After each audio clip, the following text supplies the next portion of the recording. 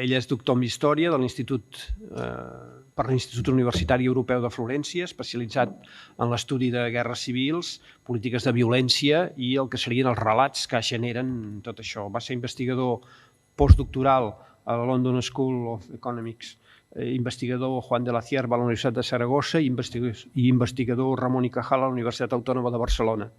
Ara mateix és professor del Departament d'Història Moderna i Contemporània de la Universitat Autònoma de Barcelona i coordinador d'aquest projecte europeu que dèiem, el Souclos, que tenim els detalls, que després hi haurà la taula rodona final explicativa, però que ja podeu tenir un avançament amb aquests tríptics que podeu trobar aquí.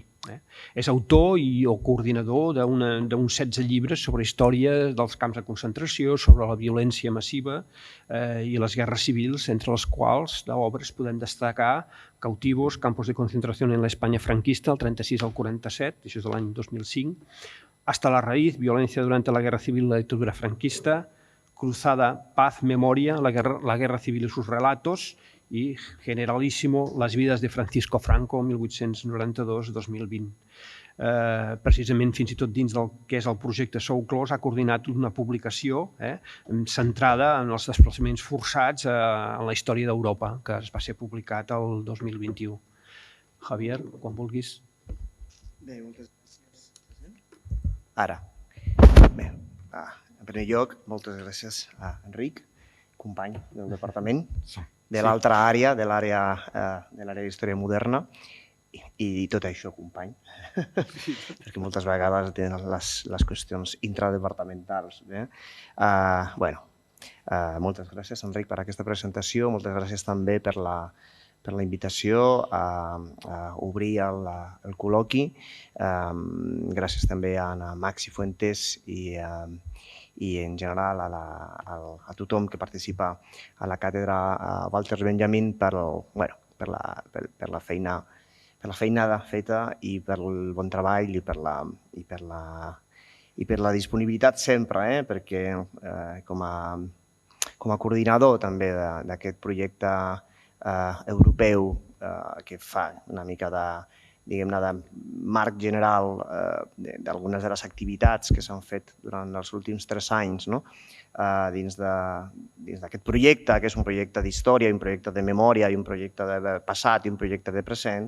Hem tingut sempre la sort de treballar en el passat i també de continuar treballant en el present i segurament de continuar treballant-hi en el futur, tant en el MUME com a la càtedra Walter Benjamin.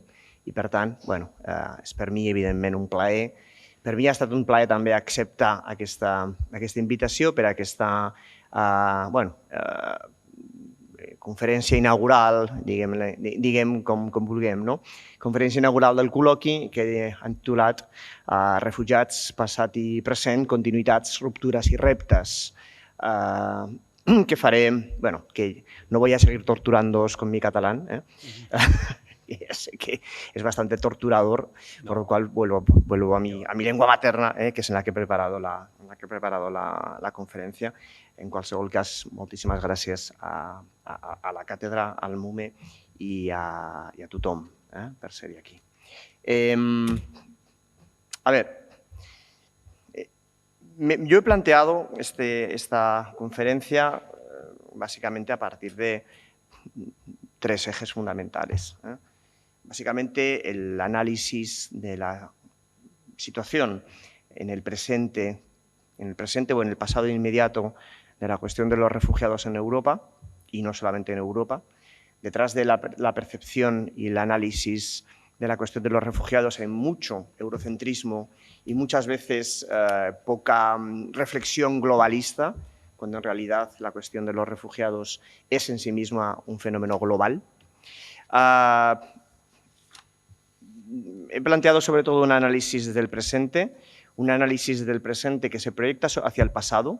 Este ha sido el marco metodológico fundamental del proyecto Souclos en los últimos 3 años, analizar las continuidades y rupturas en el fenómeno del desplazamiento forzoso y de los refugiados en el siglo XX, fundamentalmente, sobre todo desde el arranque de la era de la guerra total, que es la gran generadora de flujos migratorios forzosos relacionados con contextos bélicos, fundamentalmente bélicos, de violencia colectiva, a los que se han sumado otros recientemente, en los últimos tiempos, derivados, luego lo veremos, del calentamiento global, Etiopía, el Sahel, por ejemplo. Un análisis, por tanto, de presente que se proyecta sobre el pasado, un análisis de pasado que se proyecta sobre el presente. Aquí estamos siempre analizando, digamos, una suerte de espejo deformante, pasado y presente, entre otras cosas porque no podemos hacer de otra manera. Todo el análisis del pasado es siempre análisis del propio presente, no puede ser de otra manera. Todos los acercamientos que tenemos al pasado los hacemos a partir de las categorías con las que entendemos nuestros propios presentes, no puede ser de otra manera.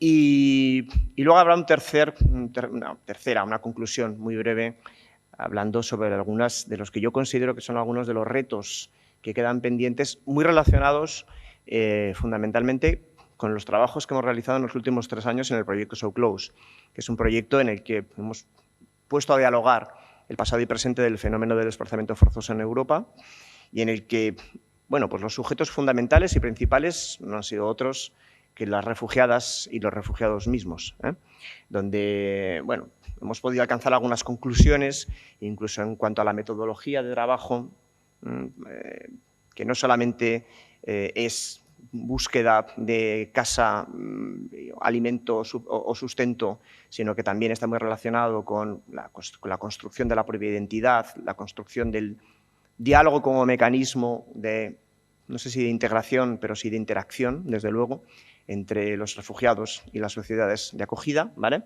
Esto lo haré a partir de los que yo creo que son algunos de los puntos de llegada a los que hemos alcanzado, digamos, con el proyecto So Close. Mi acercamiento esto, algún alumno por aquí que lo he tenido en el máster, este cuadro ya se lo conoce, porque esto lo utilizo mucho. Yo soy un historiador de la violencia colectiva, lo acaba de decir también Enric, fundamentalmente. Bueno, me he dedicado a muchas otras cosas, pero soy fundamentalmente un guerra civilólogo. ¿Y qué hace un guerra civilólogo hablando de los refugiados? Cuando esto es un tema de sociología o de ciencia política, fundamentalmente, ¿no? O de economía o de trabajo social. Es decir, de agentes sociales, ¿no? ¿Qué hacemos los historiadores trabajando sobre este tipo de cuestiones? Bueno, pues resulta que los historiadores y las historiadoras tenemos, creo, mucho que decir al respecto de la cuestión de los desplazamientos forzosos, porque fundamentalmente el desplazamiento forzoso, sobre todo en las categorías o a partir de las categorías que luego explicaré brevemente, tampoco quiero estar aquí hablando durante 2 horas, evidentemente, pero los desplazamientos forzosos, las migraciones forzosas, las expulsiones forzosas, los intercambios de población forzosos, se constituyen en uno de los elementos capitales para entender los fenómenos de violencia colectiva en el siglo XX, fundamentales. Este es un cuadro que yo utilizo mucho después de muchos años hablando y explicando de qué hablo cuando hablo de violencia colectiva, de qué hablo cuando hablo de genocidios, de qué hablo cuando hablo de terror, de qué no hablo cuando creo que no hay que hablar de represión franquista, por ejemplo, ese tipo de cuestiones. ¿Por qué creo que el concepto de represión no es el que se aplica a julio del 36? Bueno, acabo utilizando siempre esta suerte de esquema conceptual que para mí es muy útil, en el que podéis ver básicamente que los contextos de violencia colectiva, desde mi punto de vista, se sitúan básicamente en 4 ejes: repertorios, contextos, perpetradores y víctimas, fundamentalmente, y donde el contexto, lo que significa la violencia colectiva, está mucho más allá, o trasciende mucho más allá del mero asesinato, por la banalidad, del simple asesinato, van más allá de las ejecuciones colectivas, de las ejecuciones masivas, de los internamientos y eliminación directa en campos de exterminio, en fosas comunes, en zanjas, 1941, el Frente del Este. José Manuel Núñez Seisas es el mayor experto que tenemos, por lo cual no voy a entrar ahí. Pero es cierto, sobre todo si miran ustedes digamos, la primera parte del esquema, ¿no? Que cuando hablamos de los repertorios de violencia colectiva, que generalmente la historiografía tiende a obviar o abandonar algunos de ellos, tiende a infravalorar o a infraanalizar algunos de ellos. Y para mí uno de ellos fundamental es el de los desplazamientos forzosos. El de desplazamiento forzoso como resultado también de prácticas eliminacionistas o paraeliminacionistas, en contextos de construcción de regímenes eliminacionistas o paraeliminacionistas y también, y también como resultado de, digamos, del contexto y del proceso de totalización de las guerras durante el siglo XX, ¿vale? Por tanto, ¿qué hace un historiador aquí? Bueno, pues un historiador está aquí fundamentalmente porque hay que revalorizar dentro del ámbito de la historiografía, de los genocide studies, de los estudios sobre violencia colectiva, la importancia que tienen los desplazamientos forzosos en dos sentidos, en el sentido de exilios inducidos, que generalmente son de militares, pero también sobre todo de civiles, y en el sentido de desplazamientos forzosos, es decir, de deportaciones ejecutadas por estados o para estados en contextos generalmente bélicos o posbélicos, que en última instancia, como vamos a ver, se han acabado convirtiendo seguramente en uno de los fenómenos centrales, al menos de la Europa del siglo XX. Es imposible concebir, lo estaba diciendo también Enrique, es imposible concebir el mundo que nos rodea, la actualidad, sin pensar en los 80, 100 millones de personas refugiadas que tenemos en el mundo. De igual manera, es imposible pensar en la Europa del periodo de entreguerras, después de la Gran Guerra, esa que también ha estudiado Maxi Fuentes, sin los aproximadamente 10, 12 millones de personas refugiadas, de civiles, minorías nacionales, generalmente atrapadas en las rendijas de los estados-nación, apátridas, muchos de ellos, exiliados, muchos otros. Es imposible entender la Europa de entreguerras sin esos 10 millones. Es imposible entender la Guerra Civil Española sin la salida forzosa de en torno a entre 500.000 y 700.000 personas. Es difícil discernir, luego lo veremos también, discernir si realmente son 500 o 700, porque de los 150.000 que salen del norte, ¿cuántos no vuelven a salir después, en el 39? En cambio, se le suele sumar, Vilar lo suma 2 veces. Yo creo que no hay que sumarlos 2 veces, pero bueno, sobre eso también podríamos discutir, ¿no? Qué imposible es entender la España de la guerra civil y de la posguerra sin el exilio, ¿no? Y qué imposible es entender la Europa y el mundo de después de la Segunda Guerra Mundial sin los 60 millones de refugiadas y de refugiados. Bueno, refugiadas y refugiados o no, porque eso también es una cuestión que tenemos que abordar. El concepto de refugiado, el concepto de refugiado es un concepto histórico, es un concepto sujeto al régimen de historicidad, es un concepto que no debemos dar por descontado. El caso, por ejemplo, de los españoles en el exilio es un caso paradigmático. Ahora estamos empezando a analizarlos bajo el prisma, bajo digamos, la lente explicativa de los desplazamientos forzosos, el exilio y, por tanto, el refugio solidario y, por tanto, la condición de refugiada y de refugiado para las exiliadas y los exiliados del exilio republicano.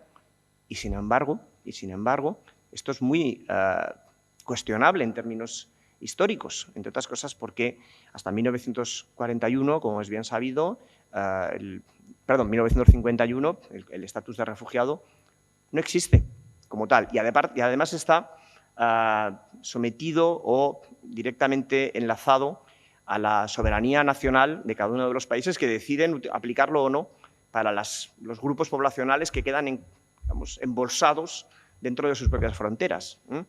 A las republicanas y los republicanos, españolas y españoles de 1939, fundamentalmente, pero también del 36-39, la categoría de refugiados se la concedieron solamente 2 países. 2. Uno fue México y el otro es la España republicana. Que concede, a través de su propia agencia, concede el estatus de refugiado, es decir, de persona sujeto de derecho de evacuación, protección, etcétera, etcétera, a sus propios desplazadas y desplazados forzosos. La Guerra Civil Española es una guerra de desplazamientos forzosos, pero está generalmente diluida, este desplazamiento forzoso generalmente está diluida en los análisis históricos, en las reconstrucciones históricas, no aparece, no es un elemento central. Y sin embargo lo es, tiene que serlo, ¿vale? Pensaba leer el texto, pero ya veis que no se me da bien lo de traerme los textos escritos para leer. En cualquier caso, sí que es cierto que mirando al presente, mirando al pasado, lo primero que tenemos que situar en el radar, lo primero que tenemos que señalar es la centralidad del fenómeno del desplazamiento forzoso, la centralidad del fenómeno de los refugiados en Europa y en el mundo. La actualidad nos habla aproximadamente entre 80 y 100 millones de personas refugiadas en el mundo. También lo estaba diciendo ahora el profesor Puyol. 80 o 100. Tenemos una horquilla de en torno a unos 20 millones, ahí es nada, la mitad de la población de Italia aproximadamente. Esto es un problema. Esto es un problema en muchos ámbitos. Es un problema político, es un problema de categoría, es un problema de cómo definimos quién es refugiado, quién no. Hay una categoría intermedia, que son los solicitantes de asilo, los asylum seekers, a los que casi nunca se les considera, digamos, en el ámbito de los refugiados o del refugio solidario y, sin embargo, forman parte también del desplazamiento forzoso. 80-100 millones. Esto es una clave de los fenómenos de violencia colectiva. Por eso es tan importante situar los desplazamientos forzosos en la horquilla de lo que es la violencia colectiva. Las violencias colectivas de masas generalmente casi nunca, y esto los genocidios es el caso paradigmático, casi nunca podemos ubicarlos, digamos, en un cuadro numérico más allá de la aproximación o de la estimación. Esto es una clave también. Es un elemento, digamos, recurrente en los estudios de la violencia colectiva. En el siglo XX, sobre todo, y sobre todo en Europa, pero no solo. Aquí lo ven ustedes. Tenemos que hablar de estimaciones. Y las estimaciones se nos van en 20 millones. Ahí es nada. Bueno, esto evidentemente lo primero que nos sitúa es la centralidad del fenómeno de los refugiados. Como también nos sitúa la centralidad de las causas que generan el desplazamiento forzoso y el refugio. Las guerras civiles, las guerras de ocupación, las persecuciones políticas y religiosas o etnonacionales, sobre todo. Durante la última década, como estábamos diciendo también, el número de desplazados, refugiados, ha aumentado también enormemente como resultado de los conflictos internacionales, Siria, Afganistán, Libia. Afganistán es un agujero negro del siglo XX, es el agujero negro del siglo XX, seguramente es el estado fallido en el que, en fin, el continuum de guerras internas, de guerras civiles y de ocupaciones internacionales se extiende por más tiempo durante todo el siglo XX, es un enorme generador de refugiados, hasta 2.700.000 se plantea, bueno, esto es según ACNUR fundamentalmente, aunque seguramente son más. Fenómenos, el de la guerra, el de la violencia colectiva, a los que se han sumado también en tiempos recientes otros fenómenos, otras crisis humanitarias, como las del cambio climático o el calentamiento global, como los de Etiopía y el Sahel, que han generado otro tipo de desplazamiento forzoso que genera en los países de acogida una suerte de jerarquía del refugiado, de jerarquía del migrante, ¿no? El migrante, el desplazado, el refugiado que huye de la guerra es un refugiado de primera. Bueno, de primera depende. También hay primera y primera regional. También hay primera y segunda, por así decirlo. También hay Champions League y el resto. Perdón por la metáfora futbolística. Además, yo siendo zaragocista, aquí en Girona prefiero no hacer muchas referencias futbolísticas. No, más que nada por los play-offs que os ganamos y estas cosas. No porque sigamos en segunda división per secula seculorum. Que también. No, a lo que me refiero fundamentalmente es que incluso en el contexto del desplazamiento forzoso y de la salida, la huida masiva en contextos de guerra, no es lo mismo, y estamos viéndolo constantemente, ser ucraniano que sirio. Porque los ucranianos tienen, por suerte para ellos, evidentemente, acogida en Polonia, incluso en la muy xenófoba Polonia, la sociedad civil se ha organizado para la acogida inmediata de los flujos migratorios que salen a raíz de la ocupación y la guerra y parcial ocupación de Rusia, de Ucrania por parte de Rusia. Y sin embargo, no podemos olvidar, aquí lo vamos a ver también, esto es básicamente lo mismo, no podemos olvidar que uno de los grandes países, si no el gran país de acogida, por llamarlo de alguna manera, de población refugiada en el mundo, al menos en el contexto, digamos, circuneuropeo, es Turquía. Y es Turquía pues porque hay refugiados de primera y refugiados de segunda. Y porque los refugiados que huyen de Irán o que huyen sobre todo de Siria se quedan generalmente atrapados y atrapadas en el laberinto de los refugiados de Turquía. Como muy bien, por cierto, ha estudiado nuestro equipo griego, el equipo de So Close, que ha trabajado en Grecia, entre otras cosas con personas que han conseguido llegar a Grecia pasando por todo el entramado de campos de concentración, todo el entramado de campos de refugiados, todo el entramado de la burocracia kafkiana de Turquía y también de Grecia. Europa, teóricamente, se ha convertido en el principal receptor de estos flujos migratorios. Teóricamente, porque también es verdad que sobre esto hay mucha literatura y mucho debate político y mucho ruido político, pero muchas veces poca contingencia y poca realidad. Siempre se dice que Europa es la gran receptora de los flujos migratorios desde 2015, desde que inicia la supuesta crisis de refugiados. Y eso no es así. No es Europa, es Alemania y Suecia. Es Alemania y Suecia. Realmente, cuando las declaraciones de los Nigel Farage, las declaraciones de los Salvini, las declaraciones de las Le Pen o las declaraciones de los Abascal o de las Meloni sobre la crisis de los refugiados y sobre la invasión de refugiados, se refieren generalmente, bueno, generalmente no, se refieren casi exclusivamente a una construcción fantasmagórica, a una realidad inexistente. La realidad de la acogida de refugiados actualmente en Europa se concentra fundamentalmente en Alemania y en Suecia, fundamentalmente. Los grandes focos emisores de huida y refugio actuales hacia Europa, fundamentalmente, provienen de 7 grandes contextos de conflictos armados, abiertos o larvados, fundamentalmente. Los hemos visto anteriormente. Afganistán, Irak, Pakistán, Siria, Yemen, Ucrania, a los que habría que añadir seguramente Irán, ¿no? Pero no son los únicos. Es más, me atrevería a decir que ni tan siquiera son los más importantes. Ahora mismo, el gran fenómeno del desplazamiento forzoso y del refugio se concentra en los países centroafricanos, fundamentalmente. En la República Democrática del Congo existe un desplazamiento interno, calculado en 5 millones de personas y en torno a 1 millón externo. Importante diferencia que hay que tener en cuenta.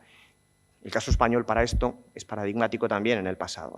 Los desplazamientos, las salidas al exterior, los exilios, el refugio, digamos, en el exterior, en Europa, en este caso, por ejemplo, siempre se ve precedido por un fenómeno, incluso me atrevería a decir, cuantitativamente mayor, que es el del desplazamiento interno. El caso de Siria también es paradigmático, el caso de Irak es paradigmático. Hay mucho más iraquíes desplazados forzosos dentro de las fronteras de Irak que fuera de Irak. El caso de España lo recordarán todos ustedes perfectamente. Ahí existe una generación de bolsas de refugiados internas, fundamentalmente porque el primer desplazamiento es un desplazamiento interno, intrafronterizo. En Sudán del Sur coexisten aproximadamente 2,2 millones de refugiados, Burundi unos 300.000, República Centroafricana aproximadamente 1,3 millones. En la cuenca del lago Chad, la insurgencia del Boko Haram a partir de 2014 ha generado una emergencia humanitaria y el desplazamiento forzoso aproximadamente de 2 millones de personas. A todos estos, además, se suman la cuestión migratoria relacionada con el calentamiento global, como les decía anteriormente, que genera un tercer, esto ya son directamente los de tercera división, unos desplazamientos forzosos de tercera división, los que aquí se les llama migrantes económicos, con una soberbia y con una altisonancia que a mí me parece sinceramente bastante cuestionable, al menos en términos políticos, ¿no? Como si el migrante forzoso, el migrante económico, es decir, aquel que busca una mejoría en su calidad de vida personal o familiar, no mereciese también, pues en fin, no fuese un sujeto de derecho, no fuese un sujeto activo, un sujeto, digamos, a quien dotar también pues, en fin, de los mínimos asistenciales, de lo menos desde mi punto de vista. Bien, África, como les decía, es seguramente uno de los agujeros negros, uno de los puntos negros, evidentemente, de la cuestión de los refugiados actualmente. También lo es, por supuesto, Oriente Medio. El tragedio, en el caso sirio, además, aquí, de nuevo, es paradigmático. El éxodo de en torno a 12 millones de sirias y de sirios se divide entre 5 millones de refugiados en el exterior de Siria y casi 7 en el interior. Hay más refugiados internos en Siria, por cierto, en unas condiciones, como todo el mundo sabe, porque no hay más que encender. Bueno, depende, claro, luego bien, el problema de los refugiados duró hasta la pandemia. Ahí desapareció el problema de los refugiados, desapareció en términos mediáticos, quiero decir, ¿no? Y la pandemia desapareció por la invasión de Ucrania, pero el problema de los refugiados sigue allí. Los campamentos de refugiados siguen abiertos, en Turquía, siguen abiertos en Siria. No se puede olvidar esto. Hay hasta, insisto, casi 12 millones de desplazadas y de desplazados forzosos en el contexto de la guerra civil en Siria. También los hay, por supuesto, en Yemen, también los hay, por supuesto, en Irak y también, por supuesto, en Asia. Esto es un fenómeno global. Desde el Pacífico es el hogar aproximadamente de entre 3,5 y 4 millones de personas refugiadas y en cerca de 2 millones de refugiados o de desplazados internos, mayoritariamente de Afganistán, pero también de Myanmar y de otros contextos. Y luego también está el otro fenómeno, aquí lo ven ustedes en segunda posición, que tanto nos cuesta entender en el contexto de los estudios sobre los desplazamientos forzosos, que es la migración masiva desde Centroamérica y Sudamérica y Latinoamérica, con el caso paradigmático de Venezuela, con hasta 4 millones de personas desplazadas, de migrantes por motivos políticos huyendo del Estado fallido venezolano. Lo siento, si alguien aquí es muy pro-maduriano o muy pro-chavista, pero a mí me cuesta imaginar un Estado que genera en torno a 4 millones de migrantes económico-políticos. Claro, es que lo económico también es político. Tampoco podemos obviarlo sin más, ¿no? Hasta 4 millones de desplazamientos forzosos que se suman en el contexto latinoamericano los desplazamientos en El Salvador, Guatemala, Honduras o Nicaragua, donde pandillas, cárteles de la droga pues fomentan el crimen en un contexto general de inestabilidad institucional que también genera fuertes flujos migratorios. El caso de Javier, una de las personas que ha trabajado en So Close con nosotros, que estaba hace 2 semanas con nosotros en Javier Zamora, ¿verdad? Se apellida, que estaba con nosotros en Bruselas, es paradigmático. Por ejemplo, un artista que ha trabajado también en el contexto de So Close, en el MUME, y que, bueno, él se considera también un desplazado, un migrante forzoso por un contexto de violencia estructural en su lugar de origen. Cada día, en diferentes partes del mundo, las guerras, la mala gobernanza, la persecución étnica y religiosa, la discriminación por motivos de género, una de las variables que generalmente suele aparecer poco en los estudios, al menos en los estudios históricos, pero que hay que empezar a situar también en el radar de los análisis, la cuestión de género. Así como los efectos alarmantes del cambio climático obliga a comunidades enteras a huir de sus hogares para sobrevivir en busca de mejores condiciones de vida. La pandemia de COVID, por cierto, exasperó radicalmente esta situación, haciendo cada vez más peligrosas las rutas de salida y haciendo también, por supuesto, más complicadas y más complejas el acceso después a los mecanismos de solidaridad en las sociedades de acogida, al complicar fundamentalmente, ya de por sí son poblaciones vulnerables, nadie es mejor por ser refugiado, pero nadie es peor por serlo. Sin embargo, hay buena parte de la clase política que considera que el hecho de serlo se convierte, digamos, en alguien peor, ¿verdad? Pues siendo una población ya vulnerable, la de los refugiados y desplazados internos, la pandemia de COVID ha complicado todavía más el acceso, por ejemplo, a servicios de salud. La cuestión de los refugiados se perfila pues, como un tema central de principios del siglo XXI en todos los sentidos. Lo vimos muy claro en el Brexit. Fue uno de los ejes de debate, precisamente, sobre la salida del Reino Unido de la Unión Europea. Lo vemos en el Parlamento húngaro, por ejemplo, donde por muy poco no se aprobaron leyes, digamos, leyes abiertamente xenófobas. Lo vemos en las declaraciones de Le Pen, Farage, Salvini, Meloni, Abascal, etcétera, etcétera. Y otros que representan esta agenda agresiva contraria a la acogida en Europa de los flujos migratorios forzosos. ¿Qué es lo nuevo en este contexto? Bueno, pues eso es algo que tendríamos que preguntarnos con mucho detenimiento y con mucha atención, porque realmente tampoco hay elementos nuevos, por supuesto. Los medios, las tecnologías, la capacidad también de acogida en las sociedades acogedoras, por supuesto, han cambiado con respecto al siglo XX. Lo que no es nuevo es la centralidad del fenómeno de los refugiados y los desplazados forzosos en Europa. Eso está clarísimo, ¿eh? Durante el último siglo, millones de personas han sido desplazadas como resultado de la violencia y la persecución en Europa. El exilio republicano en España, las expulsiones de la Segunda Posguerra Mundial, las migraciones forzosas en la ex Yugoslavia y en los territorios de la antigua Unión Soviética son ejemplos de otros desplazamientos forzosos que solamente fueron empezados a codificar de manera generalizada a partir de 1951 con la Convención de Refugiados o el más reciente Pacto Mundial sobre Refugiados de diciembre del 18. Podemos distinguir como mínimo dos tipos de desplazamiento forzoso, al menos desde mi punto de vista, en sus regímenes de historicidad. En primer lugar, las deportaciones, como ya les decía, los movimientos forzosos generados por estados o para estados, como los de los turcos en los Balcanes a finales del XIX y principios del XX, los armenios, asirios y griegos en la Anatolia de los años 10 y 20, los tártaros, calmucos, chechenos o ingusetios en la Unión Soviética en los 40, las deportaciones y desplazamientos forzosos durante la Segunda Guerra Mundial, polacos de Poznania anexionada al Reich, los eslovenos de la ocupación italiana, las evacuaciones de los campos de concentración y exterminio, un fenómeno que casi nunca se ha estudiado como tal, pero las evacuaciones finales del 44-45 de los campos de concentración y exterminio del Frente Oriental suponen uno de los fenómenos de desplazamiento forzoso más brutales e inmediatos en un menor corto de tiempo de toda la historia europea, de toda la historia del siglo XX. Y luego, en segundo lugar, encontramos las huidas y exilios inducidos de civiles. Exilios inducidos. Esto es muy importante recordar que los exilios son siempre inducidos, que nadie decide si no es ante una situación de riesgo inminente abandonar su casa, abandonar su hogar, coger la maleta, como este taller tan hermoso del MUME, ¿no? ¿Qué te llevarías tú? Coger una maleta, todo lo que te quepa te lo tienes que llevar y tu vida tiene que caber en una maleta, en una mochila. Esta fotografía, por cierto, es de desplazados y refugiados internos en Francia durante la Primera Guerra Mundial.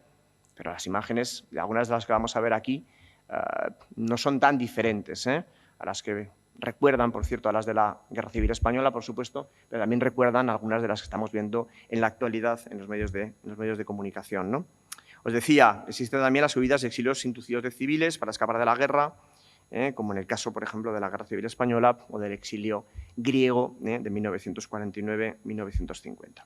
En este contexto histórico, la Gran Guerra, esa que también conoce Maxi Fuentes, supuso un salto cualitativo y cuantitativo enorme. Las políticas de ocupación derivan de deportaciones masivas, como las de franceses, polacos y belgas a Alemania, los 60.000 lituanos, los saltos cualitativos que supone la Primera Guerra Mundial son enormes en Europa.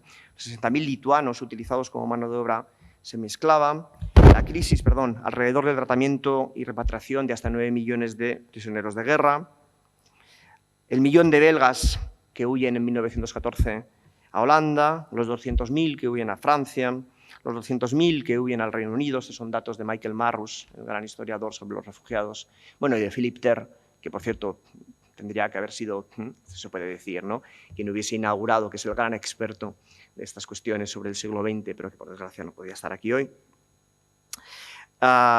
Los 870.000 civiles que escapan de la invasión rusa de Prusia Oriental, el 500.000 que huyen de Galicia y de Bucovina, los 700.000 franceses, aquí los tienen, desplazados a las zonas no ocupadas en 1915, los 7 millones aproximadamente, se calcula, de desplazados del Imperio Ruso entre el 15 y el 17, el tercio de la población serbia, un tercio de la población serbia, casi medio millón de personas entre militares y civiles que huye atravesando Albania en el invierno del 15 y el 16, por cierto, de los cuales se calcula que mueren hasta 300.000 de ellos por hambre, congelaciones, enfermedades y los primeros bombardeos aéreos.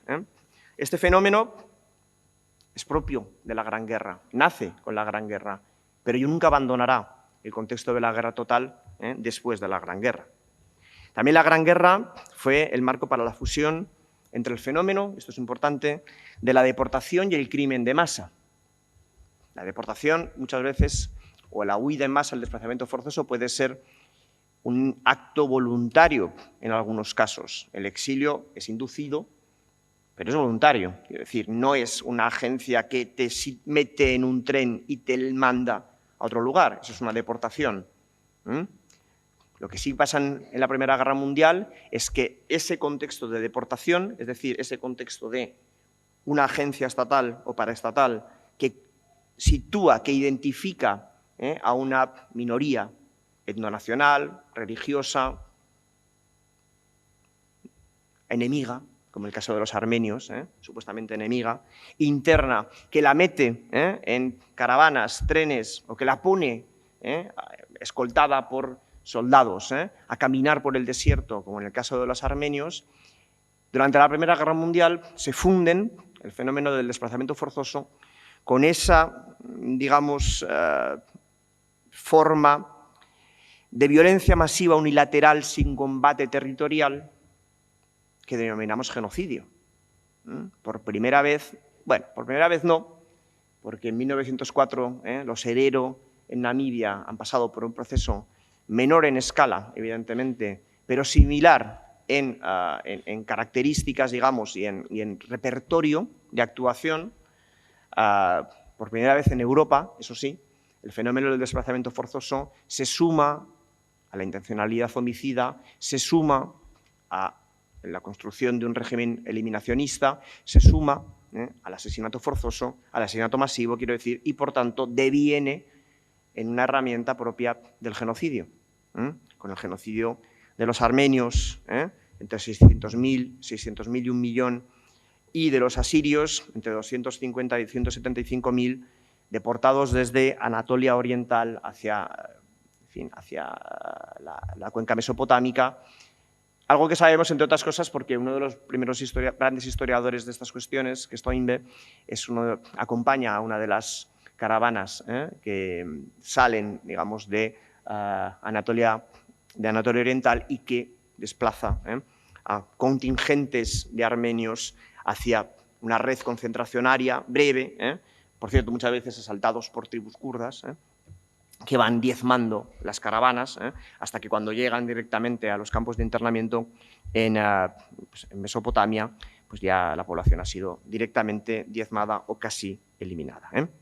Sin embargo, paradójicamente, o tal vez no tanto, esta es otra de las imágenes que para mí es muy significativa, son italianos huyendo en 1917, pero la imagen podría ser perfectamente Figueras, en 1939, perfectamente. No fueron ni las poblaciones desplazadas ni los genocidios armenio y asirio los detonantes de los mecanismos para proteger a la población refugiada, que tuvieron limitado y escaso éxito. Cuando en 1921 la, permítaseme, fracasada Sociedad de Naciones creó a petición del Comité Internacional de la Cruz Roja el Alto Comisariado para los Refugiados, lo hizo para gestionar casi exclusivamente la situación del aproximadamente 1 millón, 1,5 millones, 2 millones de rusos blancos considerados apátridas por los vencedores de la Guerra Civil. En manos de quien se puso esta agencia por parte de la Sociedad de Naciones, pues del posteriormente premio Nobel y conocido explorador ártico, ¿ártico o antártico? Ahora no me acuerdo si es ártico o antártico. Lo tengo que mirar. Es que últimamente estoy leyendo muchos libros sobre exploraciones antárticas. Son muy bonitos, por cierto, son bastante angustiantes. El premio Nobel, Fridtjof, no sé pronunciar, Nansen, cuya labor inmediata recayó fundamentalmente sobre los flujos de exiliados generados por la Gran Guerra, pero sobre todo rusos blancos y en algunos casos también armenios, pero cuyo objetivo fundamental fue básicamente el de crear una serie de medidas para la acogida, sobre todo en términos laborales. La creación de un primer documento identificador, el pasaporte Nansen, que identifica la categoría de refugiados, tiene fundamentalmente el objetivo de servir de célula laboral en los países de acogida, fundamentalmente Francia, Reino Unido u otros. La potestad, por tanto, real o imaginada, estos son grupos de armenios ya en la posguerra, la potestad real o imaginada de la Sociedad de Naciones en materia de protección de derechos e intervención humanitaria se redujo a una muy pequeña población.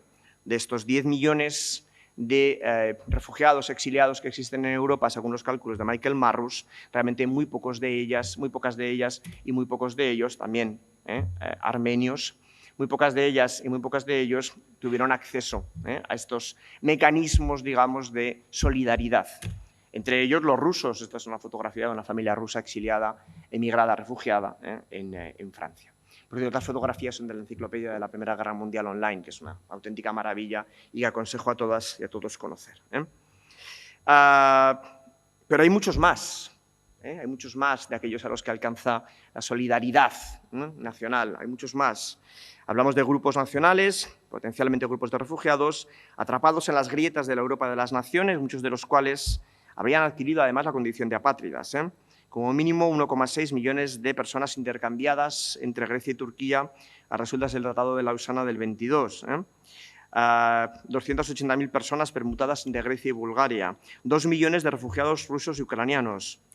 2 millones de polacos. 1 millón de alemanes procedentes, sobre todo de Polonia. 250.000 húngaros procedentes de los territorios perdidos por Hungría en el Tratado de Trianón, etcétera, etcétera. La misma Sociedad de Naciones era muy consciente de las dificultades de la extensión del mandato Nansen en contextos críticos como el del reasentamiento en Grecia de los helenos de Asia Menor, en torno a 1,5 millones de personas expulsados por Turquía. Fuera del amparo de la Convención de la Sociedad de Naciones sobre el Estatuto Internacional de los Refugiados del 33, también quedarían, por supuesto, los españoles de la Guerra Civil Española, es decir, los republicanos, que quedan fuera de estos mecanismos, digamos, de identificación del refugiado como sujeto de derecho, del desplazado, del migrante, de la apátrida como sujeto de derecho, que puede ser muy vago y puede sonar como muy genérico, pero que luego se traduce en cosas muy concretas. Derecho de asilo y, el que es más importante, derecho de no devolución. Esta es la clave. Si lo piensan ustedes, piénsenlo ustedes en clave del exilio español.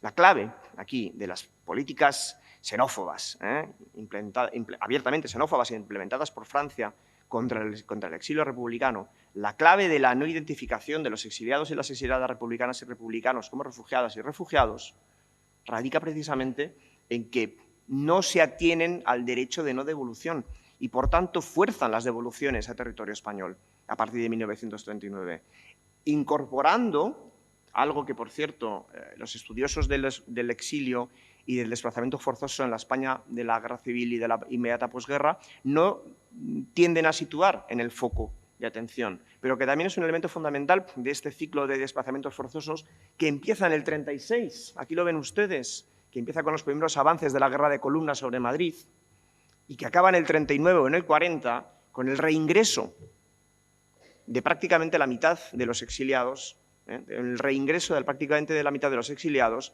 de 1939 en el mismo 1939 o a principios de 1940. Otro tipo de desplazamiento forzoso, otro tipo de migración inducida, esta vez no por la administración franquista, sino por la administración francesa, a quienes, evidentemente, también se llevan su parte de culpabilidad en todo esto. A todo esto, además, hay que recordar un elemento fundamental. El año pasado estaba, si no recuerdo mal, Philip Sands, ¿no?, online, que es el autor de esta maravillosa novela Calle Este-Oeste, que reconstruye toda la historia, novela, toda la historia sobre la construcción del derecho humanitario, concepto de genocidio, evidentemente, crímenes contra la humanidad, en el periodo de entreguerras y en la segunda posguerra mundial, ¿no? En este contexto, digamos, de geopolítica proyectada sobre el derecho internacional, no podemos olvidar que esta condición de los refugiados, estos grupos de refugiados, se topan a partir de 1922, pero sobre todo a partir de 1933 en toda Europa, con un marco legislativo, el fascista, el de los regímenes fascistas, que tiene como premisa una forma de reconfiguración de las comunidades nacionales y un abierto desprecio a los acuerdos pacíficos en materia de política internacional. No podemos olvidar tampoco esto. Europa empieza a estar, digamos, comandada por regímenes que se pasan directamente por el arco del triunfo, cualquier mandato internacional, que desprecian abiertamente a la Sociedad de Naciones y que en 1939 van a ocupar toda Europa. Eso tampoco lo podemos olvidar, ¿eh? El propio régimen jurídico de los sublevados, por entrar también en la cuestión española, es reflejo de todo esto que estoy diciendo, ¿eh? Es buena muestra de ese clima reinante de desprecio hacia la solidaridad internacional, la escasa solidaridad internacional, digamos, encabezada o identificada con la Sociedad de Naciones, ¿verdad? Y también es, evidentemente, reflejo de su alineamiento explícito con los fascismos europeos, ¿eh? Lo digo por aquello de que España no era un régimen fascista, ¿eh? Como dicen algunos de nuestros colegas al otro lado del Ebro, ¿eh? Bueno, pues, como es bien sabido, las autoridades sublevadas, desde 1936, no se creen obligadas, no se sienten vinculadas por marco normativo supranacional alguno. Ninguno. La única legislación en la España de Franco es el principio de caudillaje. La única legislación emana del 18 de julio. La única legislación emana de los bandos de guerra. No hay nada más que no sea los bandos de guerra. Y, por tanto, no se sienten ni tan siquiera vinculados, ni tan siquiera, y esto lo he estudiado muy bien con la tesis doctoral que hice en el Pleistoceno superior, ni tan siquiera vinculados a la Convención de Ginebra de 1929 para el tratamiento de los prisioneros de guerra, que está firmada por Alfonso XIII y que desprecian abiertamente.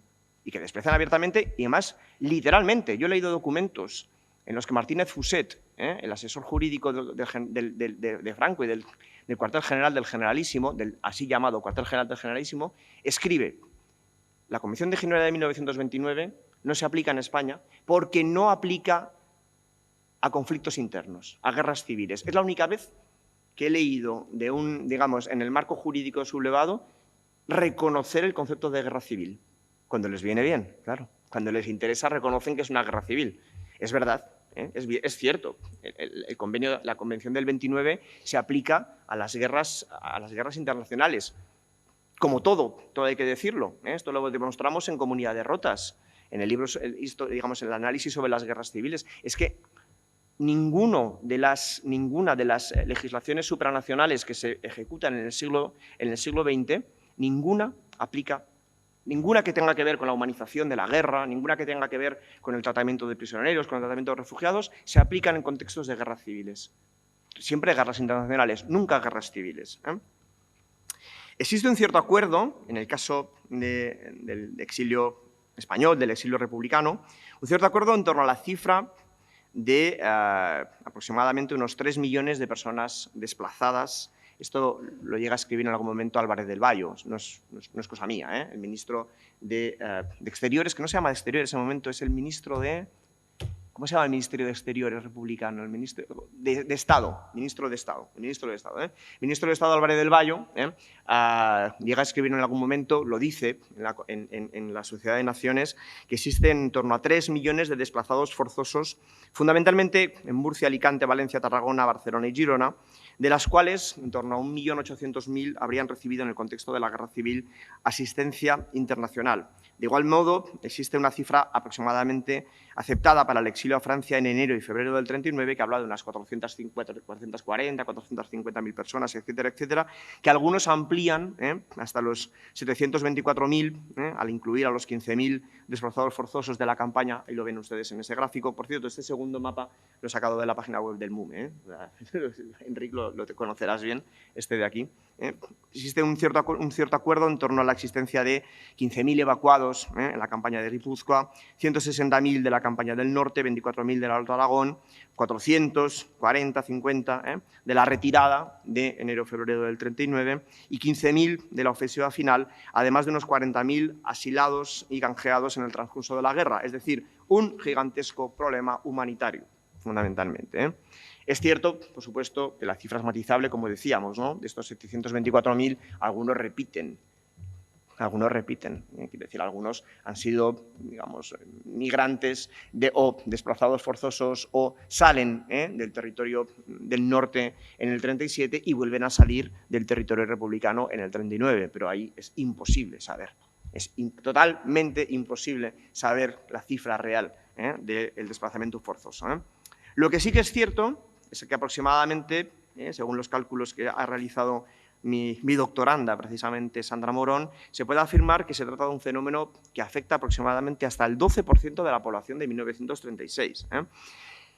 Se trata de estimaciones, evidentemente. Estimaciones condicionadas, primero, por la incapacidad, como siempre que nos ocurre cuando hablamos de violencias colectivas, de establecer criterios numéricos aceptados y metodológicamente operativos. Y luego también por el propio problema de definir qué demonios es un refugiado en el contexto de la guerra civil. Porque el refugiado en el contexto de la guerra civil lo es fundamentalmente porque lo reconoce el gobierno republicano, pero nadie más. El gobierno republicano, en 1966, crea instituciones, es bien sabido todo esto, ¿verdad? Crea instituciones también el gobierno de la Generalitat de la República, los comités de ayuda als refugiats. Crean instituciones que generan a la vez la condición del refugiado y de la refugiada, que según el BOE de la época, es decir, la Gaceta de Madrid, del 14 de octubre del 36, 14 de octubre. Estamos hablando de un momento muy inicial en el que, evidentemente, los flujos migratorios son el resultado de la huida en masa frente a las ocupaciones militares de la guerra de columnas. Están huyendo con lo opuesto de Extremadura, de Andalucía, de Aragón, en algunos casos generalmente hacia la capital, hacia Madrid. El 14 de octubre la Gaceta de Madrid identifica a los refugiados como, de una manera muy genérica, emigrados de zonas ocupadas no hostiles al régimen republicano se entiende, sin medios de vida, que no están acogidos por familiares o por amigos, emigrados con permiso de la autoridad civil o militar. Es decir, el concepto de refugiados se establece única y exclusivamente como mecanismo de recepción, de asilo y de ayuda humanitaria. ¿De acuerdo? En todo caso, lo importante de todo esto, desde mi punto de vista, es que la definición del fenómeno no es sino la constatación de su existencia. Una existencia que ha sido generalmente poco tenida en consideración por la historiografía, vamos a decirlo así. El hecho de que la guerra civil sea una guerra de desplazamientos forzosos y de refugiados es sorprendente que lo estemos identificando ahora, en 2020, 2021, 2019, y no ya en los orígenes de la historiografía sobre la guerra civil, que recordemos es seguramente una de las más fructíferas de la contemporaneidad europea. Pues bien, esta cuestión había quedado completamente por debajo del radar. Se habían estudiado algunas agencias humanitarias, trabajos mejorables, por cierto. Se había estudiado la agencia de la Cruz Roja, básicamente por historiadores de la Cruz Roja, que lo único que hacen es subrayar lo bien que lo hace la Cruz Roja, por supuesto. Se ha estudiado la perspectiva de los cuáqueros, en la cual se analiza lo bien que lo hacen los cuáqueros, pero no hay un estudio global, no hay un análisis general. No hay un estudio que nos permita identificar algo que es fundamental, que la guerra civil también es una guerra de desplazamientos forzosos. La guerra civil española también es una guerra de desplazamientos forzosos. En primera instancia, con Madrid como punto de llegada, como territorio de refugio.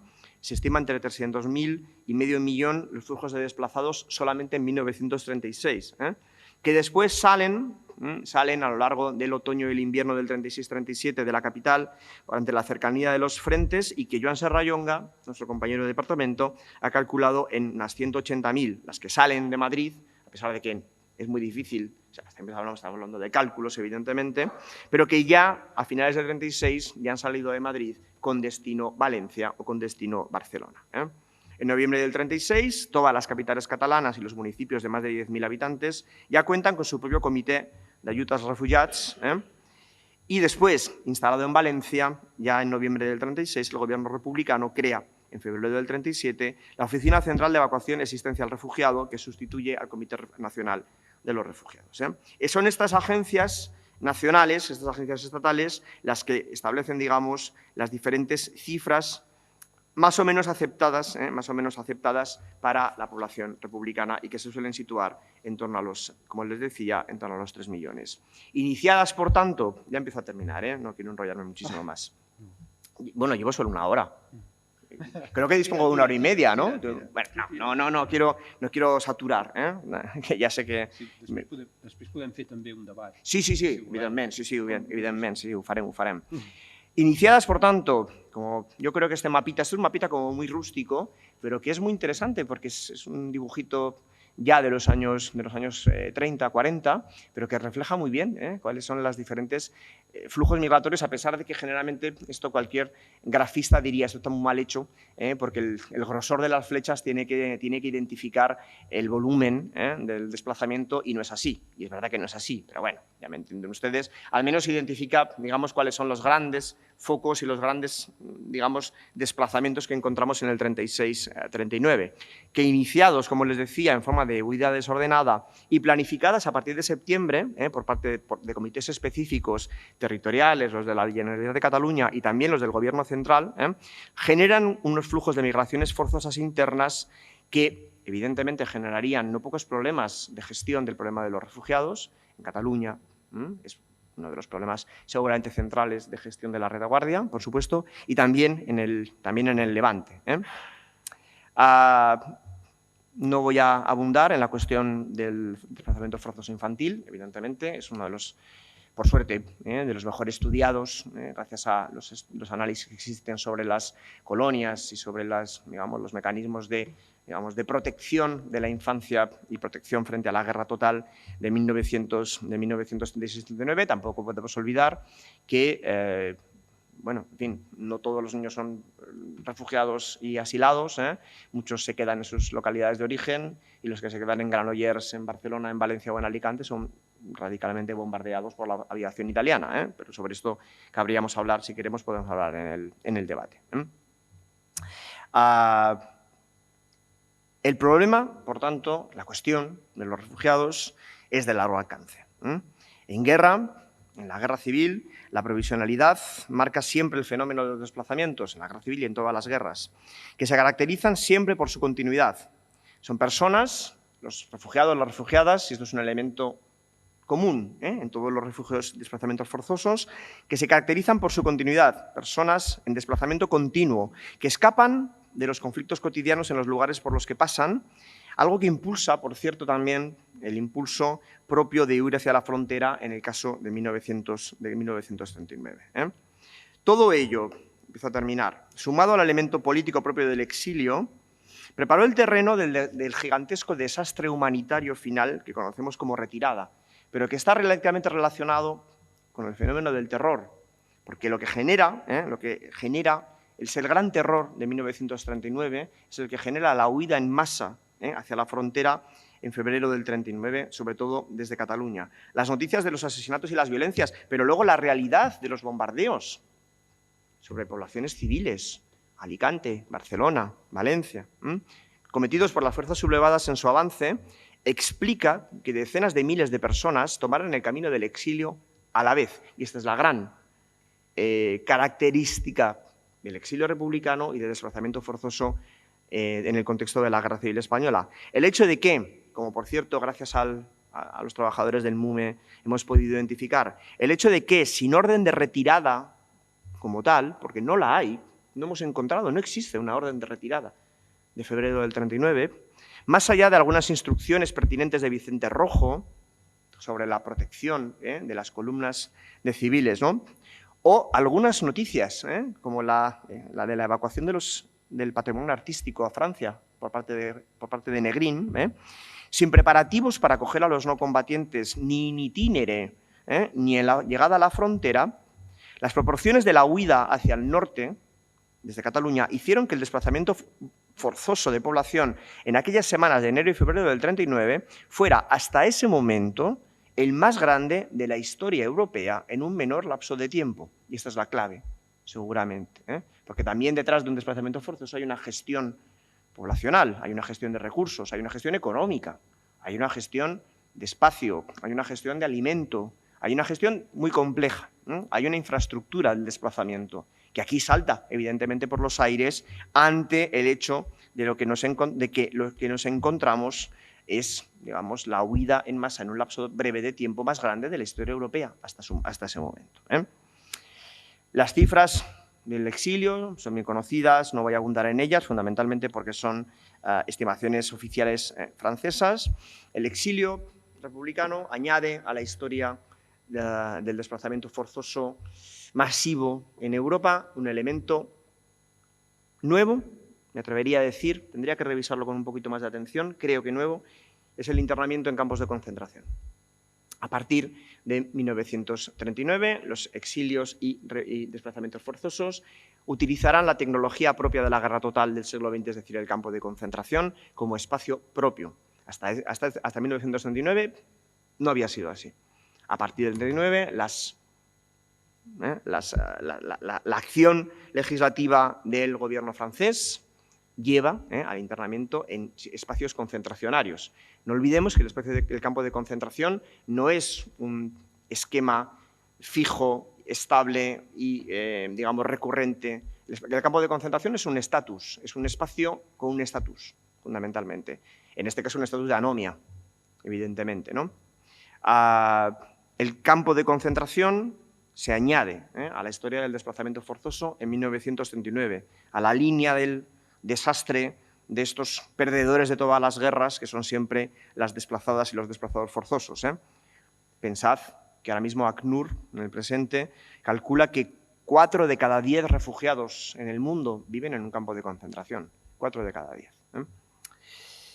Y a esto además se suma, como ya les decía antes, la cuestión del reingreso a España a lo largo de 1939 y 1940. De todo esto es lo que, digamos, supone el antecedente de este gran contexto de los desplazamientos forzosos que supone la Segunda Guerra Mundial y la Segunda Posguerra Mundial, sobre la que no voy a entrar, evidentemente, porque estoy agotando ya el tiempo. Pero es esto lo que, a partir de lo cual legisla fundamentalmente Naciones Unidas con la Convención de 1951, fundamentalmente la existencia de gigantescas bolsas de desplazados forzosos, hasta 60 millones en la segunda posguerra mundial.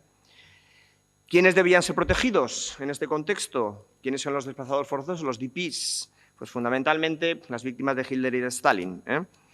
La Carta Magna de los Refugiados de 1951 solamente se aplicaría, y esto es un absurdo legal, si se piensa, a quienes se habían convertido en refugiados como consecuencia de hechos ocurridos antes de 1951, no después de 1951. Es decir, la asistencia humanitaria de todo el contexto de la Guerra Fría solamente se aplicará a partir de la ampliación de la Carta de los Refugiados del 51 en 1967.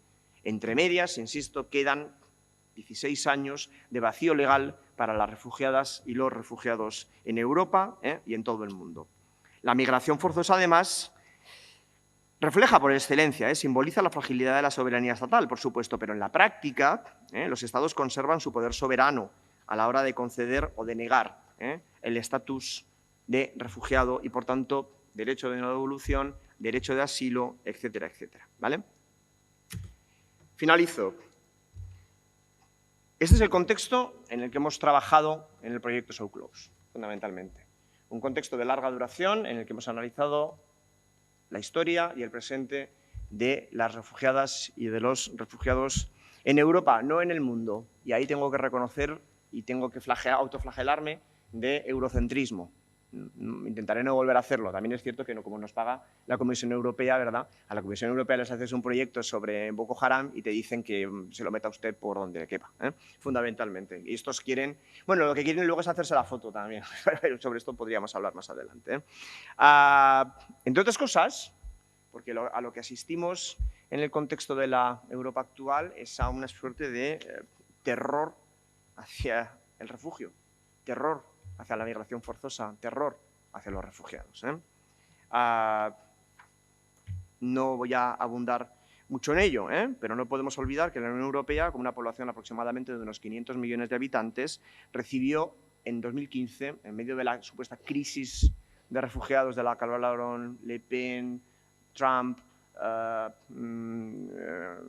Nigel Farage, con el Brexit, etcétera, etcétera, Salvini, etcétera, etcétera, en esta crisis de refugiados de 2015, Estos 500 millones, digamos, de europeos acogieron a 1 millón de refugiados en total.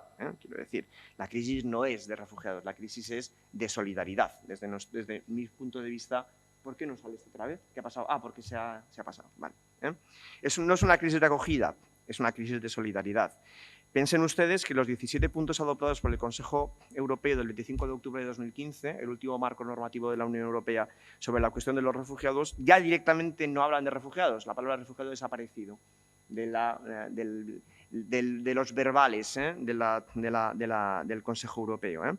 Ahora se habla de control securitario, control migratorio, control de fronteras, Frontex, etcétera, etcétera. No se habla de protección, se habla de control. Esto, la salvaguarda de la integridad del espacio Schengen. Esta es la primera vez en la historia de la Unión Europea en la que ésta se muestra tan temerosa de los movimientos de población, y esto, desde nuestro punto de vista, es una mala noticia. Una mala noticia para las sociedades de acogida y una mala noticia para los inmigrantes y los refugiados. Inmigrantes y refugiados con los que hemos trabajado, como les decía, en este contexto del proyecto europeo durante 3 años, y que básicamente nos abren una serie de retos para el futuro. De retos que tienen que ver, sobre todo, ya termino, con los prejuicios o las perspectivas de inicio y con las realidades contingentes con las que nos hemos encontrado. En So Close pensábamos hablar de integración y nos encontramos con el concepto de interacción. Nos encontramos que el concepto de integración es un concepto en cierta medida buenista, en cierta medida, me atrevería a decir incluso colonial. Nella Monicelli, una de nuestras amigas del proyecto, siempre se queja, ¿no?, de nuestro eurocentrismo buenista, y de que tenemos que integrar a los colectivos de refugiados. No, tenemos que interactuar con ellos, ¿no? Partíamos seguramente de una perspectiva general en la cual a los refugiados se les atribuye una cierta pasividad cultural, política, una escasa agencia, y nos hemos encontrado precisamente con una enorme agencia, un enorme dinamismo social, cultural, político, también me atrevería a decir, de las poblaciones, de los grupos de refugiados con los que hemos trabajado en el proyecto. Nos hemos enfrentado a un principio de homogeneidad. Los refugiados son todos iguales, no lo son, al revés. Refugiados, las refugiadas, subrayan constantemente la diversidad de sus lugares de origen, de sus experiencias, de sus contextos culturales, emocionales, identitarios. Nos acercamos hacia sus historias desde la memoria de los refugios y desplazamientos forzosos del siglo XX con una idea de, a lo mejor de equiparación o a lo mejor de hibridación, y en realidad lo que nos hemos encontrado es la enorme complejidad a la hora de proyectar de pasado a presente y de presente a pasado nuestras categorías de análisis, y sobre todo y por encima de todo, y esto no es mío, esto es una cuestión que ha subrayado las refugiadas, sobre todo las refugiadas con las que hemos trabajado en el contexto de So Close. Nosotros partíamos de una idea muy buenista, muy de izquierdas y muy progresista, de empoderar a nuestros refugiados y nuestras refugiadas. Y ellos nos decían que no teníamos que empoderar a nadie, teníamos que reconocer su poder, porque ellas y ellos ya estaban empoderadas y empoderados.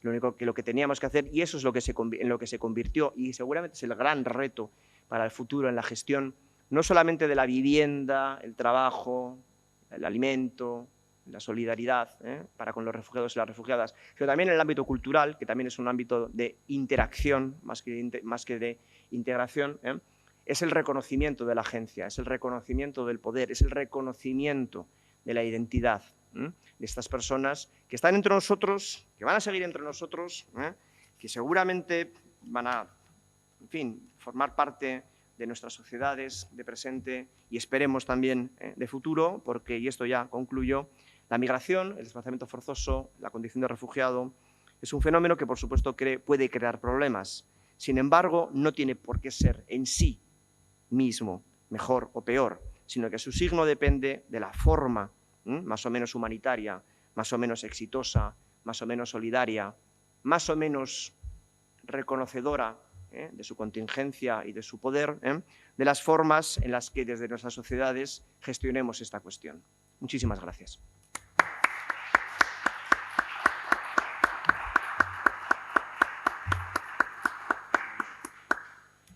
Ho sento, és Bé, una llarga ara tenim una mica de temps per poder fer un...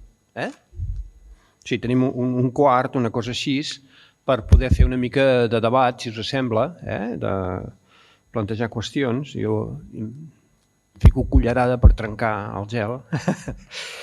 Una cosa, anant amb això que ha explicat en Javier, realment referint-nos al que és l'exili de l'any 39, és que aquesta lògica que ell ha dit de l'exili com a motiu, diguem-ne, d'aquesta mena de guerra total i de, per dir-ho d'alguna manera, d'acció punitiva, és que en el cas de l'exili, de la retirada del 39, que és el front català que s'enfonsa a la batalla de l'Ebre, és que és literalment una fugida. O sigui, l'objectiu no és provocar un exili, és capturar-los a tots. És terrible, vull dir, realment és una cosa impressionant. I en el cas, he pogut treballar el cas de Figueres. Figueres és una ciutat, jo soc figuerenc, vull dir, és una ciutat que quedarà, és la Guernica catalana, però per què? Sí, tenia un lloc estratègic, tot el que vulgueu, però esclar, què passa? Tota aquesta massa passa per allà, tota la massa fugitiva passa per allà. I és intensificada d'una manera brutal pels bombardejos. Per què? Perquè el que s'intenta és col·lapsar aquesta fugida i atrapar a tothom. I estan a punt de fer-ho. Hi ha un dia de diferència, o sigui, el mateix dia que passen, pràcticament els altres arriben. O sigui, realment, i l'objectiu que era reproduir una situació com passarà després, mesos després, a València, que es queden amb un cul de sac i els atrapen. És a dir, jo crec que això és molt il·lustratiu del que havia dit ell, de veure com l'exili realment a vegades és senzillament una fugida d'una repressió brutal i que t'imagines que serà realment el que és. Anteriorment hi ha hagut també aquesta referència en el cas de Catalunya com a acollida de refugiats durant la guerra. En Joan Serrallonga és dels pocs estudis que tenim de refugiats i desplaçats. És pràcticament l'únic que hi ha i té ja uns quants anys.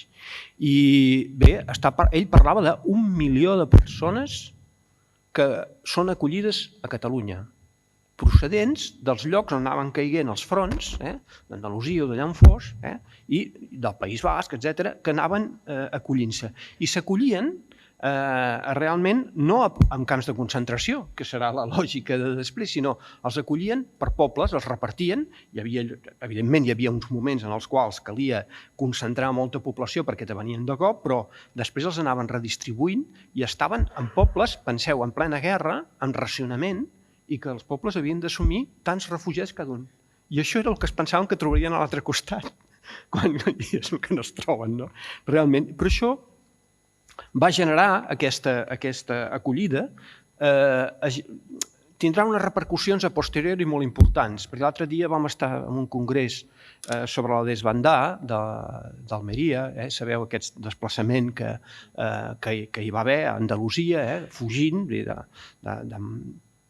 Doncs bé, molts dels refugiats van anar a la zona de rereguarda, Catalunya era una rereguarda, per això hi havia tants refugiats, molts vindran a Catalunya, hem repassat, fins i tot en vaixell. Durant la guerra hi haurà el Ciutat de Barcelona que arribarà, d'Andalusia, arribarà a Catalunya amb milers de persones i els acolliran. Bé, molta d'aquesta gent que serà refugiada a Catalunya acabarà tornant després de la guerra perquè té vincles, perquè sap on va. Vull dir, realment, i pots refer en aquest sentit que moltes d'aquests refugiats, per dir-ho així, acaben esdevinguent ells mateixos, llavors, amb la forma de migrants econòmics, per dir-ho d'alguna manera. Això és molt interessant, penso, de resseguir. Bé, no, aquestes eren només unes precisions pel tema aquest de la...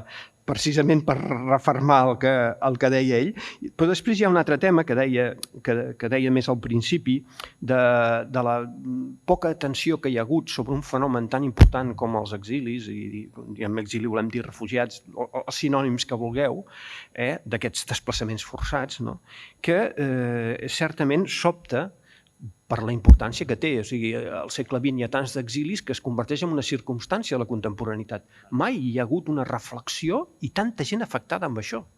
I aleshores hi ha hagut un problema. Quin problema hi ha amb això? Molt sovint és un problema historiogràfic, però és una manca fins i tot de consciència dels mateixos exiliats. O sigui, els mateixos exiliats molt sovint no copsen la importància, fins i tot sent-ne víctimes, del seu exili. A mi em va passar amb la Carmen Castillo. La Carmen Castillo és una realitzadora xilena que va haver de fugir. Ella era la companya de Miquel Enríquez a Xile, el MIR, que era una organització que intenta portar una lluita armada contra la dictadura de Pinochet, maten el seu marit, que era el Miquel Enríquez. Ella estava embarassada i perd la criatura perquè li fumen una granada. Els van a matar a casa, per dir-ho així, perquè com que han fet una opció de resistència, doncs els van a matar. I ella acaba exiliant-se i acaba vivint a França durant molt d'anys i no ha tornat a Xile i li costa molt tornar a Xile. I llavors, parlant, vam fer aquí a Girona, justament, vam fer un debat sobre l'exili xilè i això, i amb alguns, una noia xilena que va venir, que es havia criat a l'exili, a Cuba, i parlem del tema, tot això, i al final, després diu, però vols dir que això de l'exili és tan important, no? Perquè, esclar, quin problema hi ha amb això? Que el que s'ho menja tot és la repressió directa. El cas de Xile és emblemàtic, vull dir, el problema són els desapareguts, són les morts, tot està tan focalitzat en això que la cosa de l'exili és com una anècdota, com una cosa que se'n va anar, i a més s'idealitza en el mal sentit, vull dir, són gent que se'n surt, que fa, no?, com que s'escapen, i llavors això també crea, per dir-ho d'alguna manera, una llosa sobre l'estudi sobre això, perquè d'alguna manera és com si s'estigmatitzés, no?, de dir, això és que no... I aleshores no es veu com el que tu estaves plantejant, de dir, això és una eina més en aquesta lògica, i ja et dic, i vam estar parlant d'això, ella mateixa, que venia en el moment que venia a parlar d'aquest tema, de dir, bueno, però això políticament és transcendent, és important, no? És un factor que val la pena, penso, no sé, és això. Claro, es que si después de 1951 es problemático la definición de refugiado, cuando ya existe la convención para el estatus de refugiado, imaginémonos antes del 51. Es verdaderamente, al final depende de variables contingentes, en fin, y de contextos jurídicos que cambian y que varían de país a país y de contexto histórico a contexto histórico y de contexto político a contexto político, ¿no? Por lo cual es muy difícil. Si después del 51 es muy difícil decidir, dirimir dónde termina el exiliado y empieza... Es que a lo mejor nunca el exiliado no termina y empieza el refugiado o viceversa. Es que se integran en el mismo sujeto. Y el refugiado y el exiliado es la misma persona. Es decir, se es a la vez refugiado y exiliado. Estoy pensando en voz alta, a lo mejor la diferencia o la clave de lectura pueda radicar en que el exiliado es una condición simbólico-política, podemos decir, y el refugiado es un estatus legal, cuando se es concedido como tal. Ya sé que eso es muy, ¿cómo decirlo?, es muy institucionalista, y eso es un problema. Eso lo ha subrayado Philippe Ter. No solo, lo han subrayado otros historiadores, pero sobre todo Philippe Ter, ¿no? No podemos simplemente poner en las manos de ACNUR o de la UNRWA, ¿no?, la condición de los refugiados del siglo XX. No podemos decidir, no podemos, digamos, como historiadoras y como historiadores, claro, nosotros no somos... Claro, pero si fuésemos jueces, si estuviésemos aplicando derecho y no analizando con herramientas contingentes provenientes de la historiografía, la filosofía, las ciencias políticas, ciencias sociales, quiero decir, si tuviésemos que aplicar el estatus legal, el estatus jurídico, tendríamos verdaderamente un problema. Un problema porque en última instancia el de refugiado es una condición jurídica con derechos adheridos a la misma y obligaciones, evidentemente, pero sobre todo derechos adheridos a la misma, ¿no? Y claro, yo ahí tengo que reconocerlo, no soy jurista, por tanto, mi ámbito de reflexión nunca ha entrado en el ámbito de lo jurídico. Si aceptamos, o podemos aceptar, que no solamente... Esto es un poco lo que pasa con el genocidio, mutatis mutandis. El concepto de genocidio, los historiadores, los politólogos, filósofos, reflexionamos alrededor de él y lo hemos convertido en una categoría de análisis histórico, pero en realidad es una categoría jurídica, en última instancia. Porque un delito o crimen de masa, si es genocidio, no prescribe, y si no es genocidio, sí que prescribe. Y si no prescribe, puedes perseguir a los ejecutores y reparar a las víctimas, digamos, mucho más allá después de la prescripción del delito, porque nunca prescribe, evidentemente, y si no es genocidio, pues los delitos pueden prescribir, ¿no? Quiero decir, la utilización, a mí eso es lo que también por otra parte, si se me permite, ¿no?, la reflexión personal, es lo que me gustaba mucho también del texto, de la novela de Philip Sands, ¿no?, que a través de, utilizando la herramienta de la literatura, lo que hace es un ensayo de naturaleza jurídica, pero cuando se ven callejones de los que no sabe salir en lo jurídico, sale por el callejón, coge el helicóptero de lo narrativo, ¿no?, de la novela, y por tanto deja cuestiones irresueltas, maravillosamente bien resueltas en términos literarios, ¿no? Cuando hablamos, por tanto, de estatus legales, de estatus legal del refugiado, claro, es un poco lo que decía, ¿eh? Si hablamos de los exiliados españoles como refugiados, solamente lo podremos identificar a los exiliados en Francia, porque son a los únicos a los que se les aplica, a los que se les concede en materia digamos, internacional el estatus de refugiado. Y, por tanto, la no devolución, y, por tanto, el derecho de asilo, etcétera, etcétera. Pero, claro, eso sería como decir que los exiliados en la Unión Soviética, en Polonia, en otros países de Latinoamérica, en Argentina, etcétera, etcétera, no serían personas refugiadas. También lo son, evidentemente, aunque su estatus legal pues no lo reconozca, ¿no? Por tanto, ¿dónde acaba uno y empieza el otro? Es que yo creo, sinceramente, que no acaban y no terminan, pero insisto, es verdaderamente, yo creo que es la clave de lectura de esta problemática, ¿no? La indefinición existente en términos, por supuesto, jurídicos, pero también en términos historiográficos y conceptuales en general, del estatus mismo de refugiado, que es un estatus, además, que depende de la contingencia geopolítica, como estaba diciendo Maxi, geoestratégica, que varía, y que incluso puede desaparecer, como ahora mismo por parte de la Comisión Europea, para quienes han desaparecido los refugiados. Ahí es nada. Bueno, en última instancia podríamos identificar a los refugiados como aquellos sujetos que están amparados por agencias nacionales o supranacionales, ¿no?, de refugio, asilo, etcétera, etcétera. Podría ser, pero a mí se me queda un poco corto, sinceramente, ¿eh? Pero bueno, podríamos, evidentemente, reflexionaríamos mucho más al respecto. Dime. Sí, sí.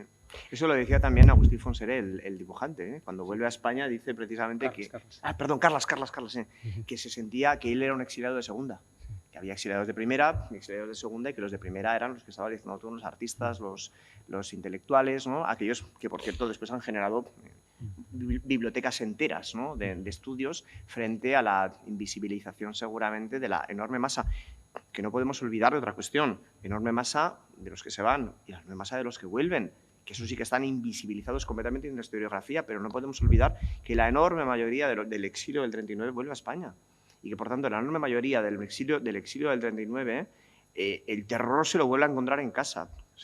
La condición por la que pasan es después de internamiento en campos de concentración, batallones de trabajadores en el caso de los soldados, depuraciones, tribunal de responsabilidades polítiques, etcétera, etcétera.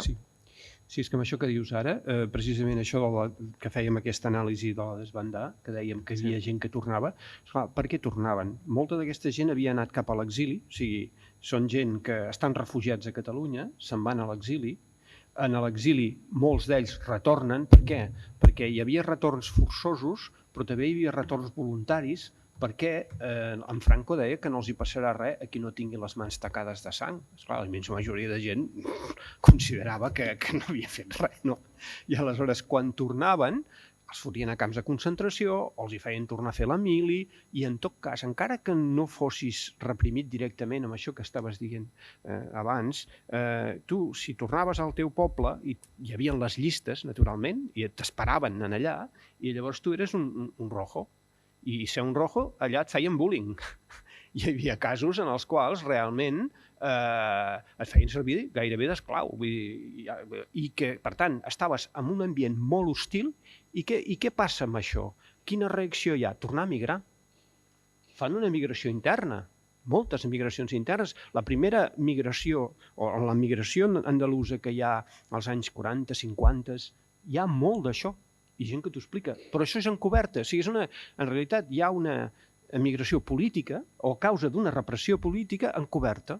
I això, clar, tot això ara ho estem començant a precisar perquè el problema d'arrencada és que com que això no ha estat un centre d'atenció, no ho tenim molt elaborat. Vull dir, no tenim unes casuístiques, no tenim un ordre sistemàtic en aquest sentit, no? De poder-ho categoritzar i de poder explicar la diversitat de situacions que hi havia. I per tant, tots aquests termes i tot això encara estem en una fase prèvia de definició. Hi ha un altre cas que dèiem això de les connexions entre migració econòmica i migració política. Hi ha una gran migració, ja les coneixeu, a Alemanya, per part de gent procedent de l'estat espanyol, de totes bandes. Aquesta migració és econòmica, evidentment, van a Alemanya, però aquesta migració dota l'oposició política d'una manera impressionant. Van a mítings, estan organitzats amb el Partit Comunista. El Partit Comunista i altres grups tenen organitzacions en allà. Això no s'ha estudiat. Quan parlem sí, s'ha estudiat molt poc. O sigui, tots els exilis dels 60s i dels 70s, que són uns exilis desvinculats de la Guerra Civil del 39, però que tenen a veure també amb la lluita antifranquista, això, bueno, és que encara hem de córrer. A més, els comencem a perdre, els testimonis de la gent, perquè és bàsicament oral. Hi ha documentació, però relativament poca. Per tant, jo crec que tot això és fruit de que estem allò, a les beceroles, al començaments encara de les definicions d'anàlisi d'aquest fenomen, no? Sí. Piensa, por ejemplo, tienes tota la raó, Enric? Piensa, per exemple, a Luis de Martín Pinillos y Blanco de Bustamante, que es el inspector general de la Inspección de Campos de Concentración de Prisioneros en 1939, durant el 39 i principis del 40, ell calcula, són càlculs evidentment, que els retornats de França que passen per les caixes per les comissions de classificació de Guipúzcoa i Catalunya, fundamentalment, tenen més o menys uns 180.000 persones només en la segona part de 1939, i això són xifres oficials, és a dir, són les xifres en les que es mou la mateixa Inspecció de Campos de Concentració. Moltes d'aquestes persones, com tu deies, són classificades en aquesta llista, aquesta variabilitat, desafecto A, B, C, D, desafecto forzoso, desafecto político, soldado de la República movilizado, forzoso, etcètera, etcètera. Moltes d'aquestes persones, després, quan arriben, com tu deies, als seus pobles, es troben en una situació de completo desamparo. Y además de presión del entorno político, entre otras cosas porque han sido enemigos. Han sido enemigos hasta hace un par de meses. Esto, claro, el problema es que de lo que no disponemos es de estudios locales de la inmediata posguerra. Hay muy pocos estudios locales que partan, que analicen este fenómeno de los retornos. Yo diría directamente que prácticamente ninguno. La Vida Alegre está haciendo uno ahora muy interesante sobre la provincia de Teruel, en el que está demostrando, primero, que muchos de los fenómenos de los que se han estudiado, digamos, numéricamente como la violencia de posguerra, están directamente relacionados con el fenómeno del retorno. Es decir, no es simplemente depuración o simplemente ejecución de enemigos políticos por aplicación de la ley de responsabilidades políticas, etcétera, etcétera, tribunales militares o lo que sea, sino que son ejecuciones o asesinatos en caliente, son asesinatos, digamos, ad personam de retornados que vuelven al pueblo y se los encuentran y van y les pegan un tiro, los sacan la Guardia Civil y les pegan un tiro. Claro, eso en los estudios generales, Ángela Cenarro, etcétera, etcétera, que se basan en cifras y y en el acta, digamos, en los libros del cementerio, pues no puedes identificar esa casuística. Pero son casuísticas que también hacen, por ejemplo, que se multiplique en territorios como la Sierra de Teruel o territorios como el Maestrazgo, se multiplique precisamente en la segunda mitad del 39 y en 1940, en el contexto de los retornos, se multiplique el acceso a la montaña por parte del maquis. Es decir, hay más maquis porque están huyendo no de la violencia genérica del franquismo o de un clima de represión. Están huyendo de lo que se encuentran en casa y en sus pueblos en el retorno desde Francia por las comisiones de clasificación, en algunos casos trabajo forzoso en batallones disciplinarios de soldados trabajadores o de trabajadores penados, y que después vuelven a sus hogares y se encuentran con la Guardia Civil, con el jefe local de falange o con los dos esperándoles, ¿no? Entonces, claro, maquis, exilio, de nuevo exilio, ciudades, etcétera. ¿Por qué regiones, por ejemplo, como Aragón, se convierten en macrocefálicas, no solamente por la dimensión de nuestras cabezas, sino por la dimensión, digamos, de Zaragoza con respecto al territorio aragonés, precisamente entre el año 42, 43, 44? La migración a Zaragoza es la del pueblo, de la España vaciada, por así decirlo, ¿no? De los años 50 es una realidad, pero antes de esa hay otra realidad que es la de los años 40. Y no es el exilio de... Me voy a la ciudad para, siempre se ha dicho de manera un poco genérica, ¿no? Me voy a la ciudad por la invisibilización que proporciona. No, están huyendo de prácticas concretas que se están realizando en este fenómeno de los retornados que nadie ha estudiado en la historiografía española y que hay que empezar a estudiar, pero que es muy difícil de estudiar porque hay que hacer historia local con fuentes que ya no disponemos, que son las orales. Claro, esa es una historia que se tenía que haber hecho pues, hace 20 años y no se hizo. Y luego un par de apuntes también con esta cuestión y ya termino.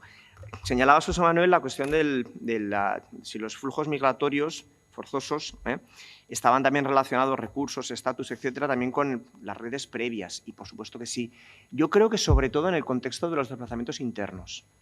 Fíjate que eso es incluso una variable discriminatoria según la normativa de la propia República. Si el refugiado interno tiene acceso a recursos, tiene acceso a asistencia, tiene acceso a familias, amigos que les puedan dar un techo y alimentar, dejan de ser personas sujetas, digamos, de ayuda por parte de la misma República y, por tanto, no se convierten en refugiados, ¿no? En el exilio yo no lo he estudiado, sinceramente, por lo cual no te lo sé decir, pero desde luego lo que sí que está claro es que en el contexto del desplazamiento interno, sí, sin lugar a dudas, sin lugar a dudas. Y ya está, no me quiero enrollar más, de verdad. Sí. ¿Sí? ¿Sin descanso ni nada? No, ¿verdad?